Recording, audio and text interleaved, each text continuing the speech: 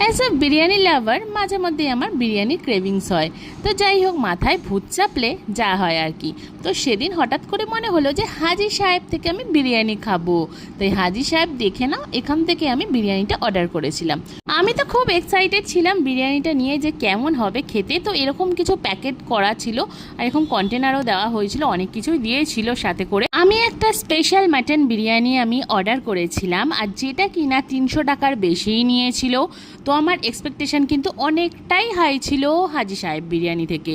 তো ফার্স্টেই দেখো এই কন্টেনারটার মধ্যে দিয়েছিল রায়তা। তো রায়তাটা আমি একটু টেস্ট করে দেখলাম, খুবই ভালো ছিল, যেমন হয় আর কি রায়তা খেতে। তো চলো এবার চটপট করে প্লেটে এবার ঢেলে নিই বিরিয়ানিটা। তো আমি তো খুব এক্সাইটেড, আনন্দ ছিল, মানে মনে মনে এত আনন্দ ছিল, ভাবছিলাম কখন বিরিয়ানিটা খাবো।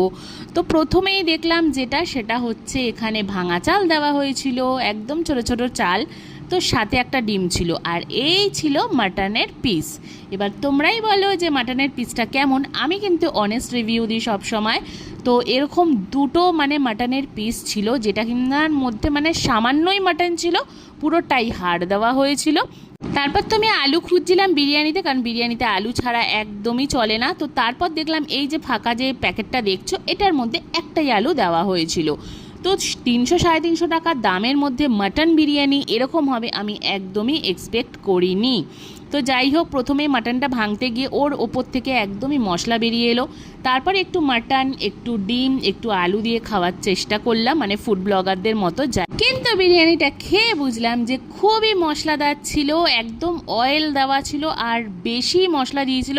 আর বিরিয়ানির ভেতরেও না কিছু কিছু মশলা দেওয়া ছিল, মানে কি বলবো, এতটাই বাজে লাগছিল খেতে। আর গলা ফলা পুরো মানে জ্বলছিল, যাকে বলে মানে স্পাইসিনেস, মানে খুবই খুবই রিচ ছিল। তো যারা তোমরা রিচ বিরিয়ানি এরম খেতে পছন্দ করো, মেবি তাদের ভালো লাগবে। কিন্তু আমার কিন্তু হাজি সাহেবের বিরিয়ানি একদমই অত ভালো লাগেনি।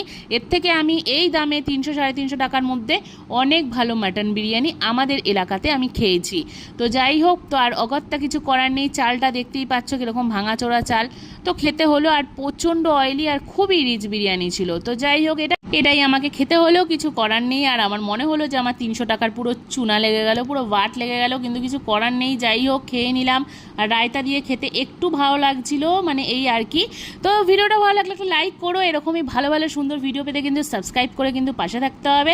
চলো দেখা হচ্ছে এরকমই সুন্দর ভিডিওর সাথে, ততক্ষণ খুব ভালো থেকো, সুস্থ থেকো, আর এরকমই টেস্টি টেস্টি বিরিয়ানি কিন্তু ভালো জায়গা থেকে খেও। চলো আজকে তাহলে টাটা, বাই, লাভ ইউ।